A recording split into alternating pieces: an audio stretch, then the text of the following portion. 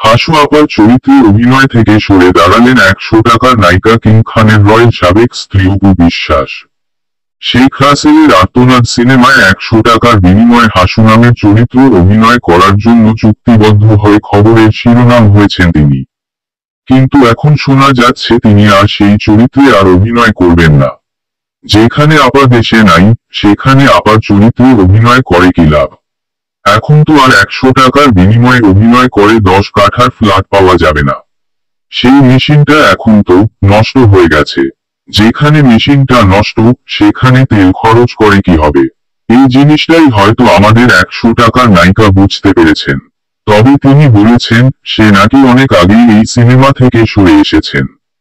কারণ চুক্তির পর সে দেখেছেন প্রযোজক পরিচালকের কথা ও কাজের মিল নেই, কিন্তু এই খবর তখন গণমাধ্যমে প্রচার হয়নি, তাই মানুষ যখন জানতে পারে নাই। আপাদেশে থাকা অবস্থাতেও কি কোন অভিনেতা অভিনেত্রী সাহস ছিল যে তার চরিত্রে অভিনয় করবেন না বলে সরে যাবে? এমনটা বললে কি বাংলাদেশের কোন মানুষ এটা বিশ্বাস করবে? আপনারাই বলেন। সেই সময়টায় যদি সে সরে আসতো সিনেমা থেকে, তাহলে সে তো রাজাকার উপাধি পেয়ে আয়না ঘরে থাকতো এতদিন। আর এত বড় একটা নিউজ এতদিন চাপা পড়ে থাকবে, এটা তো আমি একটুও বিশ্বাস করতে পারতেছি না। সিনেমার অভিনেত্রীরা যদি এখন বাস্তবে নাটক করা শুরু করে, তাহলে কেমন হবে ভাই? এসব বাদ দিয়ে সরাসরি বলেন যে এখন তেলবাজি করলেও কিছু পাবেন না, তাই আর তেলবাজি করবেন না। স্বার্থ ছাড়া দুনিয়ায় কেউ চলে না। এর আগে আমাদের দেশের 1 টাকা নায়ক আরিফিন 1 টাকার বিনিময়ে শেখ মুজিবুর রহমানের চরিত্রে অভিনয় করে 10 কাঠার প্লট পেয়েছিলেন। মুজিব সিনেমার প্রযোজকরা পেয়েছিলেন 3 কাঠার প্লট।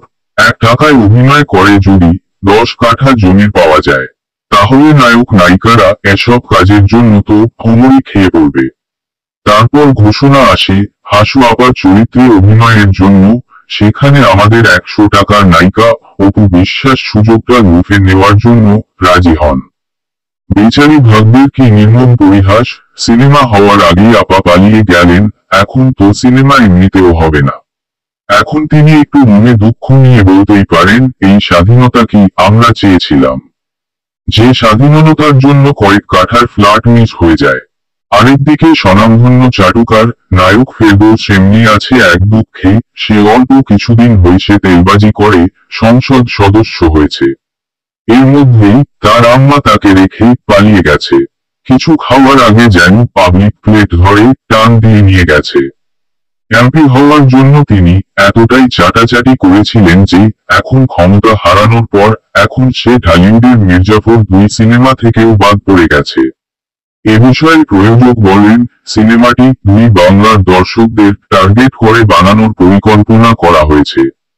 বাংলাদেশের মানুষের বিশেষত ছাত্রদের আবেগের কথা মাথায় রেখে আমরা কোন সিনেমায় বাংলাদেশের এমন কোন অভিনেতা অভিনেত্রীদের অভিনয় করাবো না। আরা বৈষম্য বিরোধী আন্দোলনের পক্ষে ছিলেন না, সেই হিসেবেই ফেরদৌসকে আমরা সিনেমাটিতে রাখছি না। বাতাবি লেবু টিভিতে গিয়ে বেচারা এত কান্নাকাটি করে মানবতা দেখালো, আর দিন শেষে সেই সিনেমা থেকে বাদ পড়ে গেল। এমনকি দেশেও থাকতে পারতেছে না, পালিয়ে পালিয়ে বেড়াচ্ছে। যার ছাত্রদের করুণ অবস্থা দেখে চোখের জল বের হয় না, কিন্তু বাতাবি লেবু টিভির ভাঙচুর দেখে যার চোখে জল চলে আসে। এমন একজন মানবতার দেয়ালকে সিনেমা থেকে বাদ দেওয়া কি ঠিক হয়েছে?